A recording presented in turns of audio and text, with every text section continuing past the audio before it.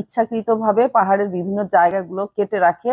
পাহাড় ধস হচ্ছে মূলত মানে যথেচ্ছাচার পাহাড় কর্তনের ফলে, এবং কিছু অসাধু ব্যক্তি আছে যারা করে কি এই মানে বৃষ্টির এই সুযোগটা নেয়, এই সময়টার সুযোগ নেয়। তারা ইচ্ছাকৃতভাবে পাহাড়ের বিভিন্ন জায়গাগুলো কেটে রাখে, যেন অল্প বৃষ্টি বা অতিবৃষ্টি হলে পাহাড়টা মানে সমান হয়ে যায়, এবং তারা ওই জায়গাতে পরবর্তীতে দখলে যেতে পারে এবং অবৈধ স্থাপনা তৈরি হতে পারে। বৃষ্টি হলে আমরা একটু টেনশনে আছে, কারণ রাত্রেবেলা ঘুমাইতে আমাদের ভয়, হয়তো কোনো পাহাড় ভেঙে চলে আসবে কিনা, আবার নদীতে হয়তো নদী ভাঙবে কিনা, পানি বেশি উঠবে কিনা, এইটা নিয়ে আমরা টেনশনে থাকি সবসময়।